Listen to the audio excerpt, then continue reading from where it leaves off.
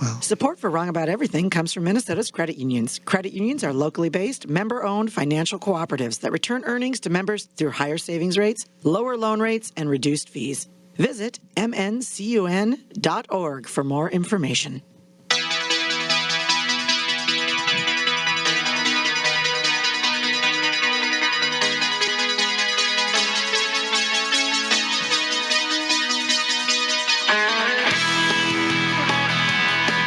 hey, everybody. Welcome to another episode of the Wrong About Everything podcast. I am Republican strategist and Twin City Sugar, Brian McDaniel.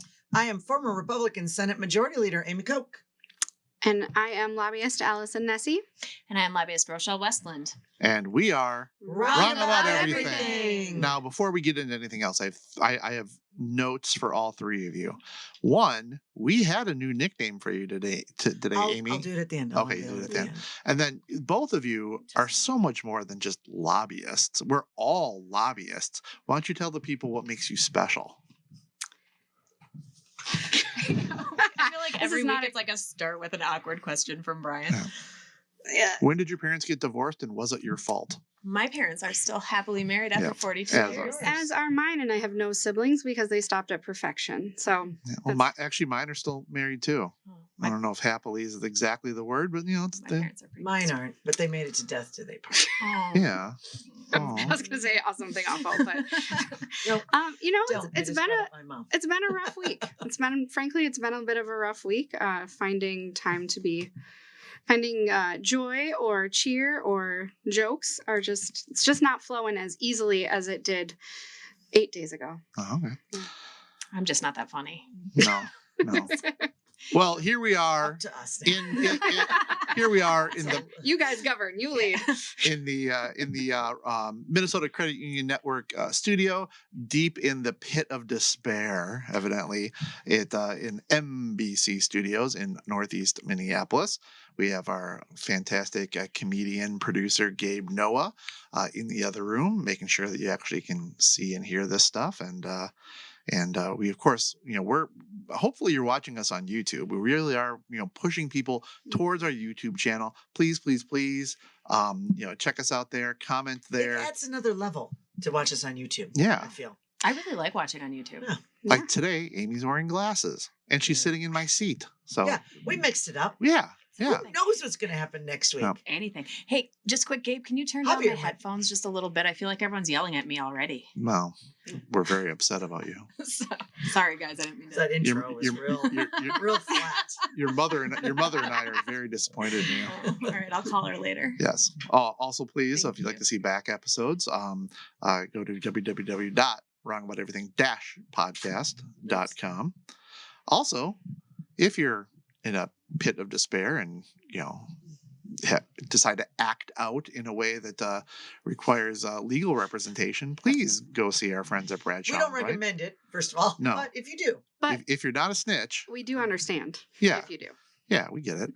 Their entire team of attorneys and staff is dedicated to providing the legal advice you need, combined with the service and personal attention you deserve. If you have questions about how they can assist you with a personal injury, wrongful death, or criminal defense matter, Rochelle, do not hesitate to contact them. Consultations are free. Please contact them at 800-770-7008 or at minnesotapersonalinjury.com. Always good to have a defense attorney on. Yeah. In the phone book. Unlike me, Rochelle, I guess I was a real attorney for like 3 years, but you were like a real attorney. Yeah, I practiced for a while. Yeah. Well, in I practiced. criminal defense. I practiced, but it was civil. It was fluffy civil stuff. So. Sorry, we had real jumps. Yeah. Oh, did you know? Actually, I didn't want the liability. My favorite thing is to say, I don't know. I'm not a lawyer. Yeah. I'm going to ask you guys. I'm not a real lawyer. I would say, I don't know. I am a lawyer. Or I don't do that kind of law. Yeah, no. There you go. You can have Let me send you to my friend. It's like asking a podiatrist about your spleen. I don't know. Yeah, I Call guess. a specialist. Call a specialist. Yep. At Bradshaw Bryant. Or at the Minnesota Credit Union Network. I'm sure they have attorneys there somewhere. If you have a financial question. What if you want to know what tranche is and all that good stuff? Well, anyway. Just text Ryan. He's at. Just kidding. Sorry, Ryan. R. Smith at. The show has been evolving today. One of the things we were going to talk about was looking at, President-elect Trump and who he is looking to put into his cabinet. We were coming in today saying, okay, some of this doesn't sound so bad. Like, Marco Rubio as Secretary of State. Kind of like that. I was a Rubio guy in 16. I'm a big fan of Rubio, and picking the first woman to be chief of staff. That's not just for Republicans or Democrats. In Susie Wiles. I know that Allison, you knew more about Susie Wiles than I even did. I do. She's frankly an establishment Republican. I mean, she. And she's a steady hand. She's a steady hand. She's also been a lobbyist, so obviously brilliant. But a steady hand, someone who has worked in and out of government, and that brings me a bit of peace. But I talked to folks inside Trump group that worked for Susie, and they said with great respect, she's super tough, but great. With like all respect. So hooray. Yeah. So far, what could possibly go wrong? And she's Pat Summerall's daughter. She's Pat Summerall's daughter. Exactly. And for those of you who are not people of a certain age, Pat Summerall was a football player and eventual commentator. Did Monday Night Football with John Madden forever. And for those of us old enough to remember that, he was a very, very big deal. So Susie Wiles, I did, in prep for the show, learned a lot more about her and very impressive. And then we kind of got, Vivek, and we got Elon Musk. Promises made, promises kept. That's what that is. Well, what's interesting is I heard that Vivek was a candidate to replace J.D. Vance for J.D. Vance's Senate seat. That's what I had kind of heard. But Amy, you know a little bit more about this because he and Elon got put into like.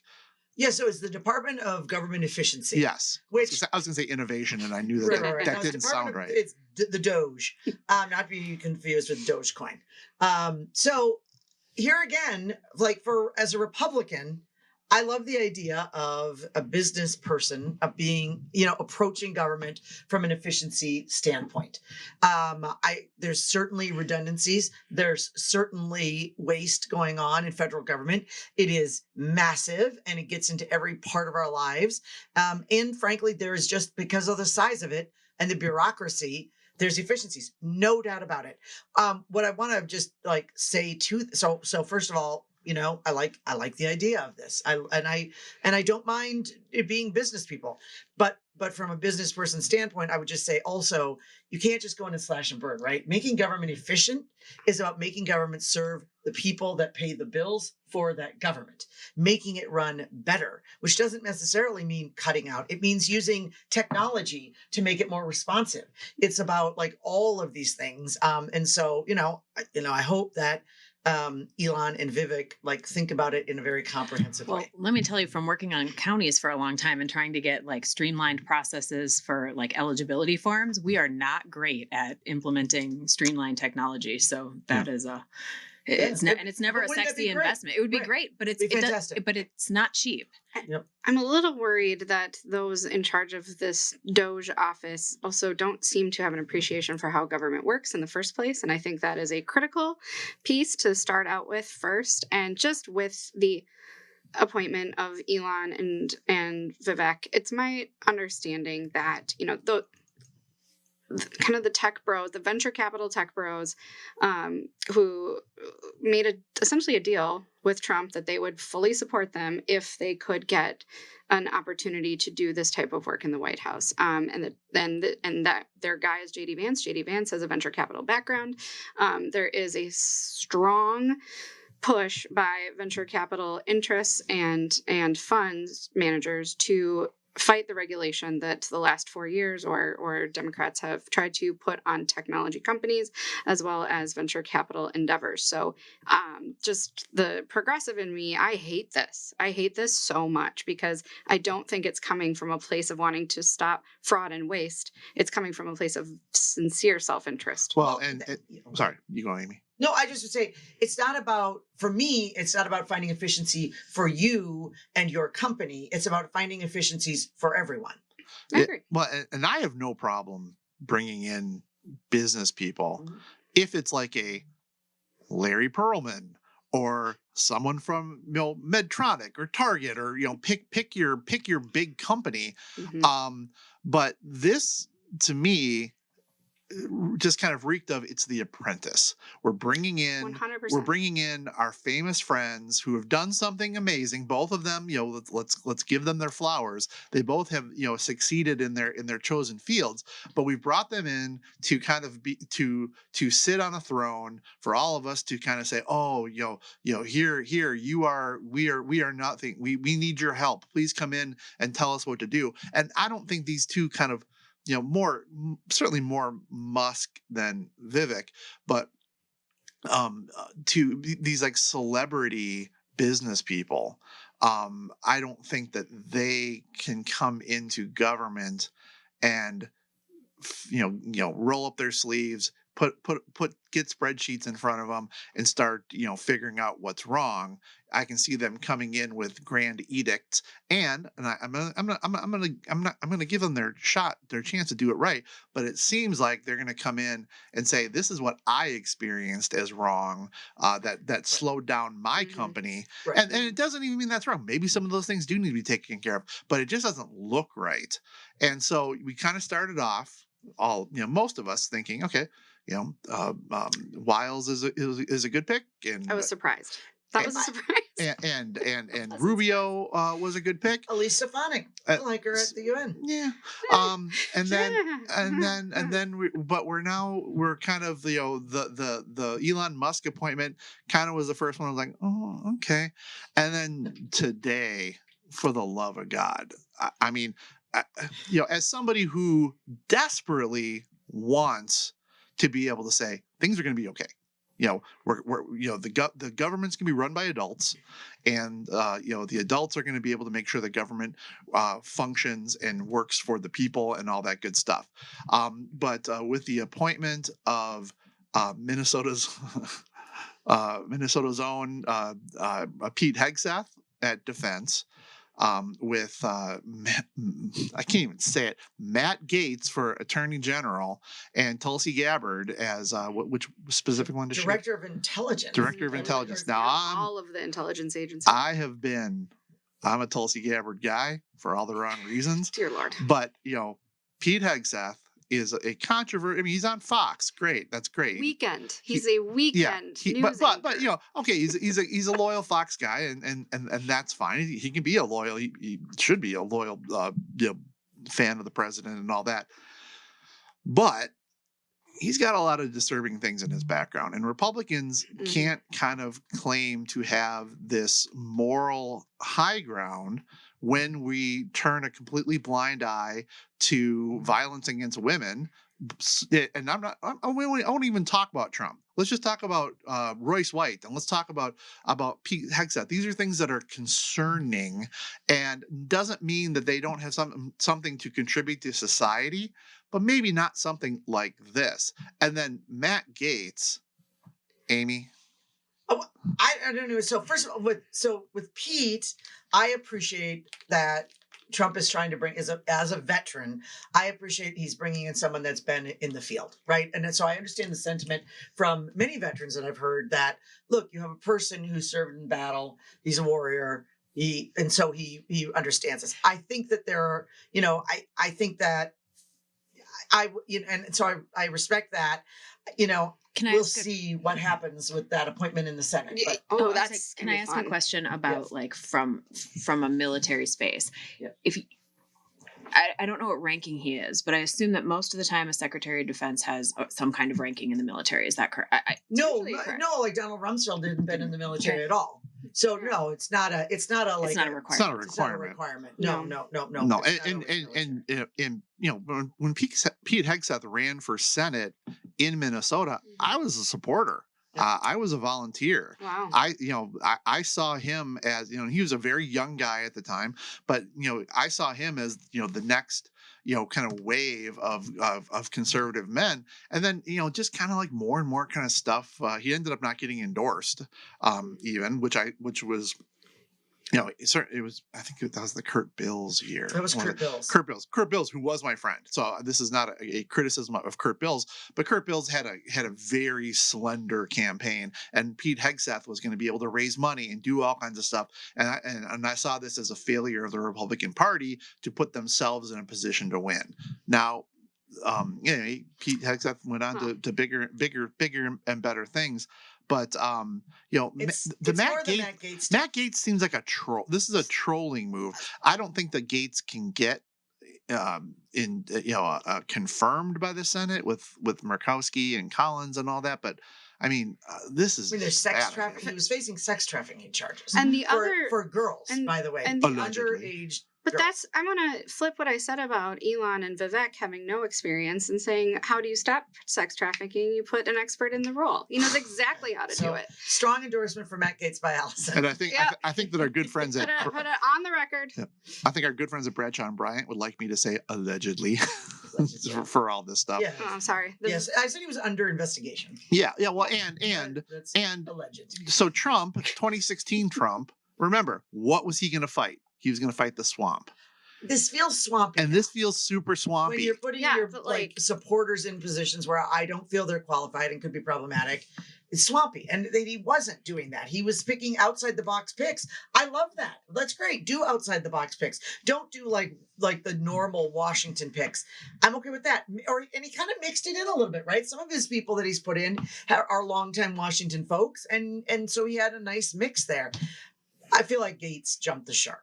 It's just jumped the shark. And I don't get it. I mean, I think that, and to your point, Brian, the moral superiority of the Republican Party, and as a valid point, and the party values of the 90s, that's long gone. Mm-hmm. With it's too many examples.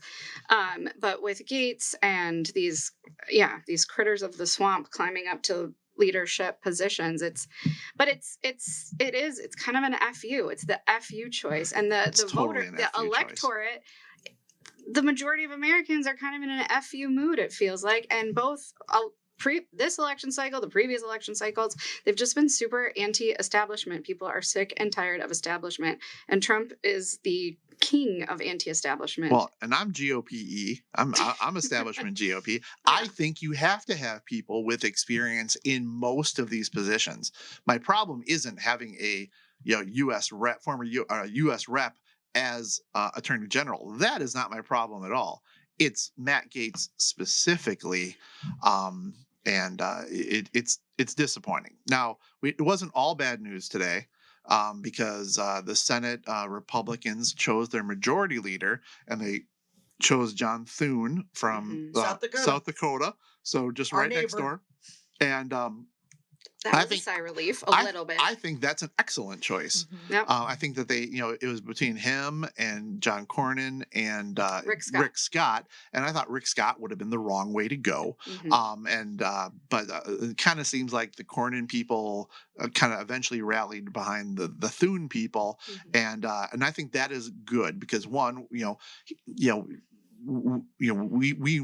want an independent Congress. We want an independent Senate. We want them to be not just, obviously everyone takes some guidance from the executive branch, but I want thinkers who are going to be able to say no, who are going to be able to, kind of make everybody, prove their point. And these are, John Thune is an extremely experienced legislator. He's been around a long time. He's unlikely to get pushed around. And I think it was an excellent pick by the Senate. Please. I think that Brian is making all the points today. No, we would like you to. In this new world order, we defer to the man. Yeah. No, I was relieved with John Thune over Rick Scott. I know that Trump's people were super pushing Rick Scott, and the fact that kind of the more seniority and it's establishment but experienced, and someone who has been there for a long time brings me a bit of relief. Well, and I this is this won't surprise you. I just reject that establishment. You didn't use it this way, but establishment should not be a dirty word. Yes. No, I think it's a fabulous experience is important. Yes. Yeah. Yeah, I guess just to drive that point home, so many people want to say, well, they've been in DC and they're just but there's actually just things to know about the proper running of the Senate, and a firm and steady hand on the tiller, and someone that has been there through Democrats being in charge and other Republicans being in charge, and mistakes have been made and things that could be improved, and making sure that transparency and all of those things that are good, not for the Senate, not for Washington DC, but for the American people.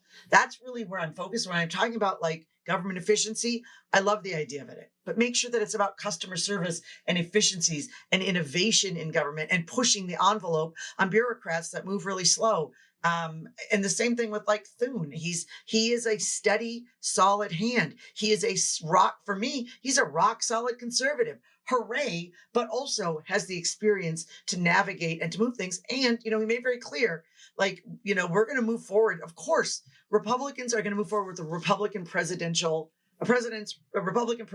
agenda, just as the Democrats move forward largely with Biden's agenda. Yeah. That's how it works. But also they are meant to be an independent voice, and they should be. I don't like a trifecta of Democrats where all they do is exactly what Joe Biden wants them to do. And as Republicans, we should not want a Republican trifecta where everybody just does groupthink and passes things through. That's not the role. That's not how the founders formed us. That's not what our Constitution is about. Like specifically, like talking about Trump's tariffs, I have a lot of concern over that. Now, obviously, we have tariffs, and tariffs serve a purpose. Sometimes the ones that Trump were talking about, I don't know that that's necessarily something that would be, a positive for the economy, but I want it to be fully vetted by people who know a whole hell of a lot more than I do about what effect that would have. But you also have to have the right people in the right departments to be able to provide the right information. One thing we forgot to mention former Governor Kristi Noem as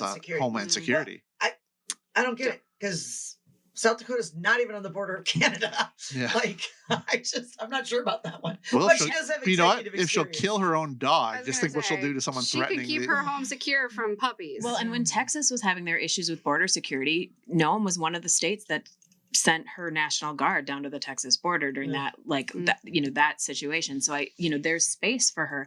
And I think that she has executive experience. Yeah. Yes. No doubt. Well, and I think that what's hard about all of these appointments is, whether or not, like, I agree that there's hope in having some balance in the Senate, or a little bit more of a moderate, like, established voice that isn't, part of that, super extreme space.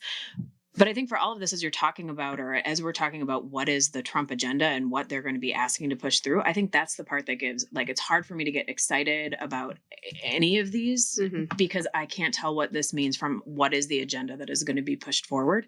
Where are the stopgaps? Where are the people that are going to, when things go too far, who are the people that are going to, stand up? And I think that, as I'm watching this list come through, there's, some that are better than others, some that give consternation for people, and I think in some of the spaces that I work, and some of the people that we work with and represent, I mean, there's significant fear around Kristi Noem in the position that she's in, because it could potentially mean problems for individuals and their families. So I mean, I think that there's a tempered space for me in not being like running off to excitement in this. But well, yeah, and I think also the show has been a little negative, but with all of this, we have to see how it plays out. And there are people who are kind of running to the extremes of both, that everything's the best it's ever been, or let's start stocking the bunker.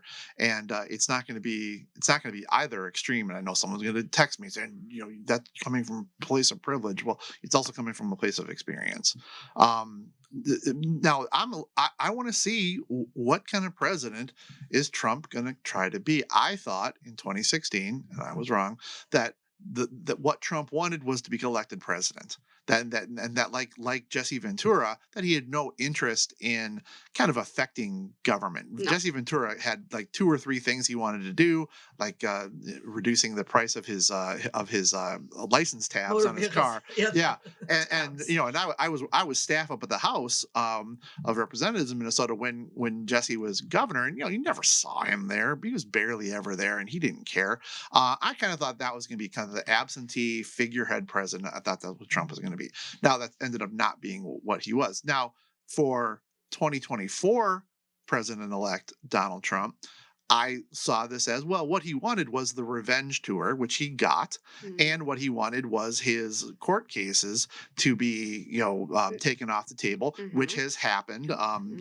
Bigger topic for a different day, but Special Counsel Jack Smith, who Trump said he was going to fire as soon as he became president, is not going to give him the opportunity. He's going to step down, and really now that he's president, the DOJ can't go forward with it. It's not even a choice. They just are not able to investigate a sitting president. But it's going to be really interesting to me to say, does Trump just sit back and say, hey, you know what? Can't touch me. I'm the greatest president that's ever existed. Prove me wrong. Or is he going to actually make the Ukraine a thing, or insert himself in different conflicts around the I would say, based on his appointees, and Susie Wells is a woman who gets stuff done. So if she's in that position, what is her her space to help move that agenda forward? And and also Rubio. So Rubio is interesting because he's hawkish on China, and certainly this president will be hawkish on China. He's been very vocal about unfair trade practices, and he's been hawkish on China. So that's a match.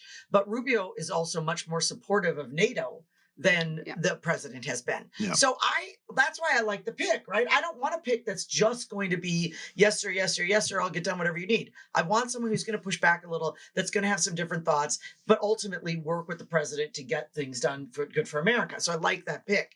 And so, that's why I was feeling very good about some of the picks. Same thing with Susie, right? I understand that Susie Wiles will push back, and she's pretty vocal about it. Yeah. Trying to pick my words wisely. Yeah. I don't know. I have very little faith in Trump acting differently. The wise saying, when people show you who they are, believe them. And he has been showing us for 10 years who he is and what he wants. Yes, he wants everybody to like him, but these picks are not the Gates and the Tulsi's and Minnesota homeboy Pete Hegseth. That gives me no comfort that he is any different than the reality star show that he has been for a decade, and causing severe harms and fear in people's lives for good reason. I heard Omarosa for Department of Education. And then they're going to axe it. Then they're going to get rid of it just to spite her. Before we shift to Minnesota news, anything else that you guys want to comment on presidential picks or anything like that? Going once, going twice. Wait and see. All right. I'll just say this. It has been a wild ride that it's been 8 days. And also there is this there's this showmanship to this president, as always, that I'd forgotten about. There's just every single day is news. I will also say this. I prefer sort of this to the daily tweet that came out. I mean, he is making moves and doing things. His first thing was he's going to have a 250th American birthday celebration. But he's a real showman in how he goes about this. He's an entertainer. He has been his entire career. He's built he's a real estate entertainer, and with some really bad worldviews that are very, very dangerous. Bringing things back to Minnesota. So as we discussed last week, the Senate stayed Democrat. Walz is home, and he's going to be back being governor. The House is at a 67-67 split. Information is coming out in dribs and drabs about how the Republicans and Democrats in the House are going to try to co-govern. There are 2 recounts, and you never know. Having worked recounts, you never know until you're there. The numbers are probably outside what's reasonable to think that there's going to be a flip. Both recount seats have DFL incumbents, and the DFL incumbents are in the lead. Though in the Shakopee seat, there's all kinds of shenanigans going on there with Shakopee. Well, because they had the 100% reporting into the Secretary of State on election night. On election night, you had the Republican winning, and then it came out actually in a tweet from the Representative Brett Tapke. Hold on, I'm hearing there's some discrepancies in what's on the Secretary of State website. Then the information was taken down from the Secretary of website, and put to zeros, and then put back up. And then the Representative Tapke, the Democrat now is in the lead, Representative Tapke. Yeah. I just think that there needs to be an explanation for that. And I haven't heard one. I would like to know what happened with that reporting and why, if that's the case, was it only in this district? And also, again, Representative Wolgamott up in St. Cloud, friend of the program, was behind, was losing, with 100% reporting in, according to the Secretary of State website. And then the vote total ticked up. And it seems to be, I mean, maybe it was only because we were following them because they were so close, but I didn't see other districts doing that. And I'd like an explanation for how can 100% be voting in and then votes are still coming in. I don't know what went. And an acknowledgement, I think, is also important that at a time where half the country is saying that our elections are rigged, and the other half are saying they're not rigged, you big dummy, everything's perfect. This is something that does, and probably with the four of us too, it makes you have to question some of this stuff. And I'm not in any way, shape, or form trying to say that something untoward happened. But when you are posting things that are 100%, and then all of a sudden it's like, no, there's more votes for this person, more votes for this person. It's no longer stupid for people to say what's going on here. And in order to help preserve people's faith in institutions and democracy, you should be out screaming from the hilltops, here is what happened. We can prove that there were no shenanigans. I think the issue was a lot of uncounted mail-in ballots. That is what is actually Representative Wolgamott's lead is up now to 44 because they're doing signature verification of all of the mail-in ballots, and that is increasing the count. And I think I mean, we'll get more information, so I don't want. Well, we should have Steve Simon on. He's been on the program before. Secretary of State Steve Simon, and King, icon, legend. Well, anyway, he would be a very good person to have on here, and I'm sure he would like to.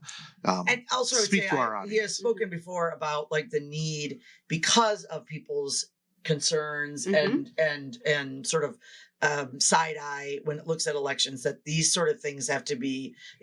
Remember when the car was left open in Edina for the courier, and he talked about they fired the person that had done that. And he talked about the bonehead move, like he was very quick to move in, understanding that people are very touchy when it comes to election integrity, and especially in this environment. Remember in Dan Sparks' race years ago that there was now it's been so long. Something. What was they were in the Senator fireplace. Sparks. They found like ballots in a fireplace. That's right. We should look back up and see. Now I don't remember exactly how that all went down, but it was something super goofy like that because was that Dan Sparks and Grace Schwab? Yep, it was. I think it was Grace. It was before my time. Yeah. But he was a state senator from like Austin, Alberta. Yes, Austin, the best town in Minnesota. Grace Schwab had the seat, and then it was a pickup with Dan Sparks, right? Yeah. And there were ballots in a fireplace. Yeah. Well, yeah. Anyway, so allegedly, it was allegedly, allegedly Matt Gaetz and allegedly ballots. Although I do want to clear the Matt Gaetz thing. The men that were also involved in this, they are convicted and they're in jail. Yeah, he's just not. So so it's alleged for him, but not his friends. Right. Okay, and then also for Minnesota, staying in Minnesota, legislative leadership has been picked. No big surprises there. The four leaders that were kind of in charge before are in charge again. But in the House, as we said, we have two speaker designates. Well, let's call them out. So Senate Majority Leader is Aaron Murphy. St. Paul. In Senate Republican Leader is Senator Mark Johnson like Thief River Falls or like East Grand Forks. Shout out to Bernie's. Shout out to Bernie's.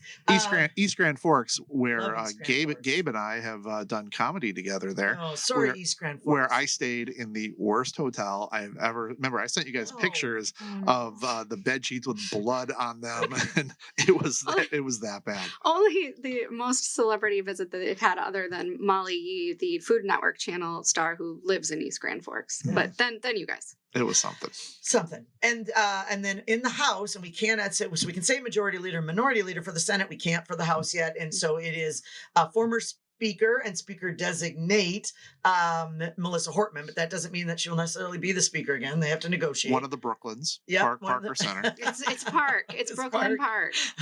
And then leader in the House GOP is Lisa Damuth from Cold Springs. Cold area. Spring. So Yeah, You but can sure get that one right, but not Yeah. not Brooklyn Park. well, I got it. I was one of the It's close. Brooklyns. One of the Brooklyns. So, So we're gonna see how that goes. Congrats, Yeah, we don't have a lot of information yet. I think last week we talked a little bit about 1979 when they had a power sharing agreement with the Republican, became the speaker, and the Democrats had not just the gavels for taxes, appropriations, and rules, but also had DFL majorities on those committees. It's unlikely to be that way now. It's more likely that we're going to have equal representation on committees, and I guess co-chairs or alternating gavels. So we've gone from not having any conference committees of any sort, any real import, to having every single committee in the House now be a conference committee with alternating gavels and whatnot. And the political science nerd in me is just fascinated to see how this is gonna. I almost Try to regret work. saying how much I miss conference committees now. Yeah. That's all Well. it'll be. I do also want to acknowledge the leadership changes of the assistant leadership of the caucuses on the DFL. Former Majority Leader Long, Ty Leader Long, is maintaining leadership, and then Representative Thina Hollins from St. Paul, and then Representative Leish Kozlowski from Duluth was added to the DFL leadership team. So that is new, and they are amazing. So that's great. And then on the House side, Representative Harry Niska was elected by the caucus to be assistant leader. Yep. Deputy leader. I don't know. Deputy leader. Okay, deputy leader. We don't have a full slate of leadership on the Senate side. I believe. I don't want anyone to do it now. We got the Senate Republicans announced. I know Karn Housley, Senator John Jasinski, Senator Coleman. Senator Gary Daines. Yep. I Daines, believe. yep. Yep. And Senator Coleman. Jordan Rasmussen And Coleman. and Senator Julia Coleman. So yeah. So there you go. Good luck, leadership. This is going to be up. Have But fun. I would say this: out of the 201 legislators in the state of Minnesota, 101 are Democrat and 100 are Republican. Yep. You cannot be more evenly split than Minnesota right now. Right down the middle. It's cute. That's cute. All right. So should we go to plugs? All right. Any plugs, I got nothing. Once again, I'm a normal person, so no. Amy? Okay. Well, so. Oh, everyone. Okay, just I don't want to take up time. hunker Amy's got- down. No. All right. So I just want to thank. Let's see. Did some NPR this week. I did Al Jazeera English and a panel on Thursday. Yesterday, I did TRT World News, which is in London and Istanbul. Not and- Constantinople. Nope, Istanbul.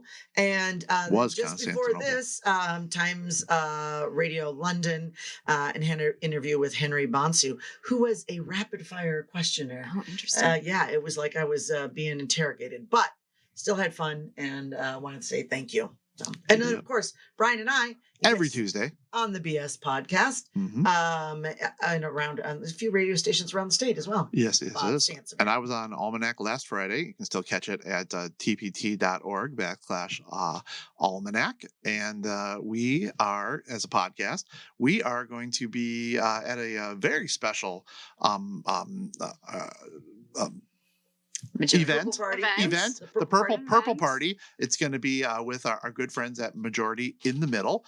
Please go to their website in order to get tickets for the event. It'll be on Saturday night at Pinstripes in Edina, and we're going to be there. And Jason DeRusha is going to be there as well, and it's going to be a great night. And we certainly hope that that you will come and check our socials, because we'll be making sure to post where you can get tickets and all of that good stuff. Yeah, Minnesota Majority is right down the middle. Right down, So- down the so- day. But a Yeah. little to the left. Yeah. Right.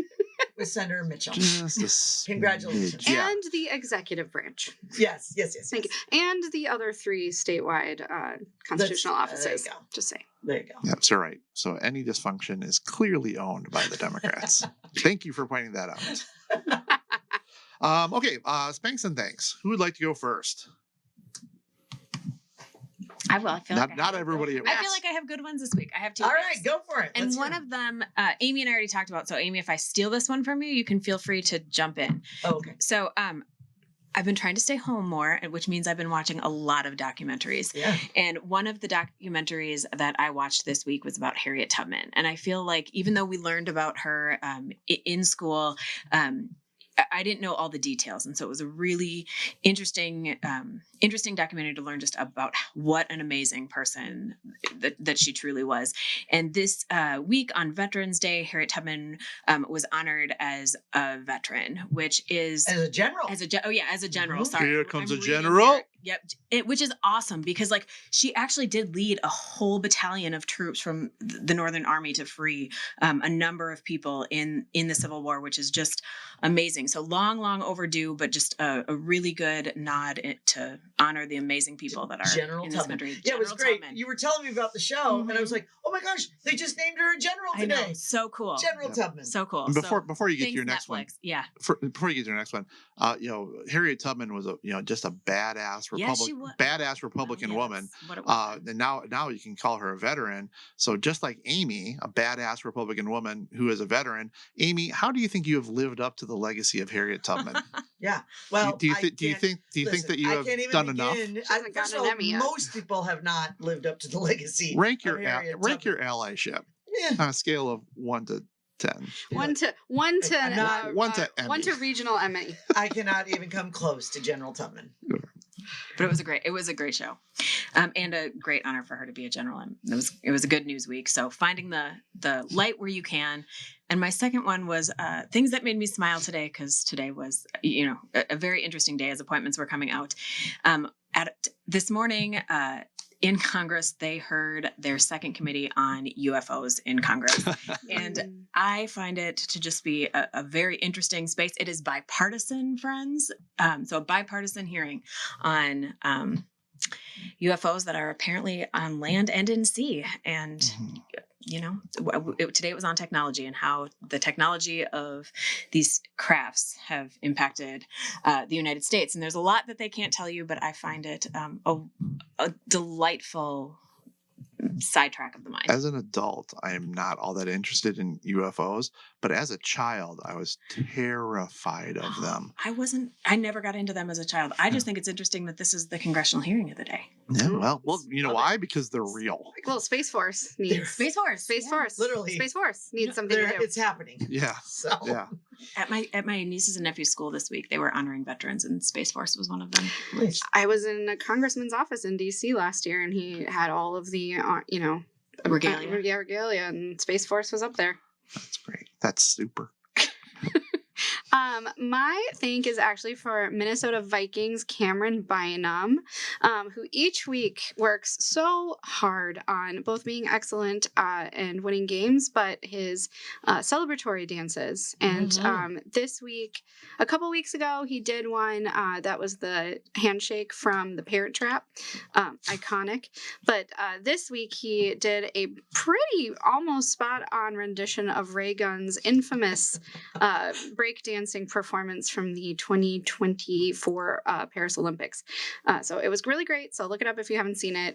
She even came out and gave huge props. She felt very honored. Did you hear that Ray Gunn has retired from competitive breakdancing? But is she still the head of the breakdancing judging coalition of Australia? It was an inside job. It was an inside job. Yeah. I tried to make that my spank a couple different times, but other stuff just got more ridiculous. But anyway. Can I do my spank? Yeah. My spank actually is kind of the topic we didn't talk about today, which is the blame game of the Democrats and progressives. It's getting a little out of hand with the Obama people and the Biden people blaming the Kamala people, it's really actually all the Obama normal people's fault. And it's just really unhelpful right now to air these grievances so publicly. I frankly didn't really appreciate Bernie Sanders and Nancy Pelosi going back and forth at each other. Not that we can't air these out publicly, but it's just, I feel a bit too soon. And, at the end of the day, I need Democrats to just, politics is about winning, not about being right. And we really got to regroup and have these conversations and figure out how to be better at winning. I don't know. I think getting angrier and making sure on Facebook and Twitter and everything else, making it very clear that if you are a Trump supporter, no one wants to talk to you. I think that's the way to help the nation heal. Yeah, very compelling. So. Yeah. All right. So my spank this week is for Mark Cuban.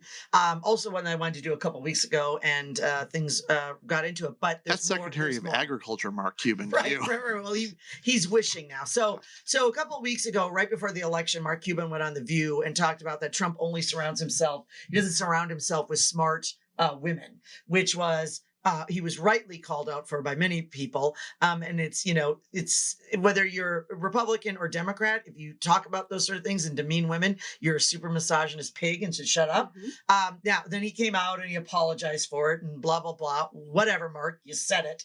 And it was insulting to many, many strong women that have been involved with the campaign. But then Mark Cuban this week now was caught by Twitter folks or ex-users for deleting tweets that were supportive of Kamala Harris. Yeah. So now he's rolling back his support on that and deleting tweets supportive of Kamala Harris, I guess, for whatever reason. And now he's entirely left X. Apparently, about a day ago or so, he removed himself from Twitter for being, saying it was a hateful platform. But Mark, maybe you should start with looking at yourself and how you're acting before calling out all the other folks. And not that Twitter isn't a very difficult atmosphere from time to time. I've hated it myself a few times, but you certainly didn't do anything to not contribute to that, sir. So you are spanked. My thing this week is, of course, it was Veterans Day on Monday. Thank you to all the veterans. I do want to point out, and I will pull these statistics that, I'm so grateful for all those that have served. But it's important to note that Veterans Day, while it is one day, we need to make sure that our veterans are supported 365. And there was a statistic that was shared that is very striking and highlights many of the issues that today, the suicide rate among women veterans between 2020 and 2021 was 24.1%. This is higher than their male counterparts, but both the numbers for suicide and PTSD and struggles for our veterans are unacceptably high. Mm-hmm.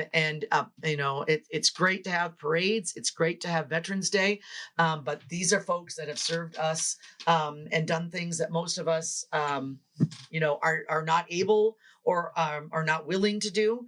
And we need to get behind them all the time and make sure that all the supports are there for them, not just when they're in the field, not just the first day they come home, not just Veterans Day, but all the time. So.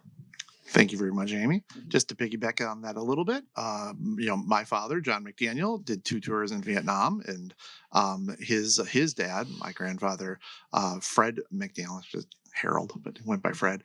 And he died when I was young, but when my grandmother died, we got to find all of or a good number of letters that he had sent her, and he had somebody fell into the water as a ship was docking, and my grandfather jumped into the water, pulled him out, but didn't get out of the water himself in time, so his foot got crushed. And he was very worried that he was not going to be able to go fight. He ultimately was able to, but there was just a different mentality for the greatest generation. So also, I want to thank all of them. And Veterans Day is also my son Matthew's birthday, and my mother's birthday is the 4th of July. And one you got a patriotic birthday. Yeah, one 4th of July. Matthew said, "Oh, I wish that my birthday was on a holiday." I said, no. It's Veterans Day. He goes, "Don't put that on Facebook." That's a parenting. So yeah, a little bit. Podcast. A little bit. Anyway, so thank you all. I will be very quick with mine. I have 2 spanks. I'm spanking former FEMA worker, Federal Emergency Management Agency, Marnie Washington, who was fired for instructing her subordinates to skip over houses with Trump signs and banners in Lake Placid, Florida, after Hurricane Milton. She said, well, we are instructed to avoid conflict. So evidently there is an assumption that there's going to be conflict and that those people are less deserving of aid. So for people who like to talk about how important life is, you got to take care of all people. It can't just be the people that you agree with. So Marnie Washington was fired, and deservedly so, and she is spanked. And my second spank is to Jamal Simmons, who is the former communications director for Vice President Harris. He was on State of the Union with Dana Bash on CNN this week, where he said that President Biden now should resign, so that way Kamala Harris can become the first female president of the United States. Now, everybody would know that is a terrible idea. That would the first president of the first female president of the United States, it shouldn't be because of a fluke like that. It should be earned and through the American people voting for such a person. But to think that would be something that people should celebrate shows a lot of ignorance on his part. He also said it would dominate the news cycle, taking attention away from Trump. It would change the narrative, whatever that means. It would also help her avoid the embarrassment of having to certify Trump's election, and it would cause Trump to rebrand all of his merchandise from 47 to 48. I like that one. Yeah. I like that one a lot. Yeah. It would make those Trump 47 ones a collector's item. And then he also said it would make it easier for the next woman who's running for president to take that pressure off her. So that's just stupid. And from one of my favorite SNL skits ever, Jamal Simmons, you should just eat a big bowl of hair because you're dumb. And with that. What? Is that a saying? It's from Saturday Night Live. You should just eat a big bowl of hair because you're dumb. It was not Daniel Moynihan. Bobby Moynihan? Bobby Moynihan, yeah. Anyway, it's one of my favorites. You should just eat a big bowl of hair because you're dumb. So with that, I ain't eating no hair. Brian McDaniel. I'm Minnesota's sweetheart, Amy Koch. There you go, Javier. I am a bit too down to find something funny to say, Allison Nesse. I am still in search of a snappy nickname, Rochelle Westlund. It's Rachel. Rachel. And we are Wrong About Everything. Come to the Purple Party, everybody. Majority in the middle. Saturday.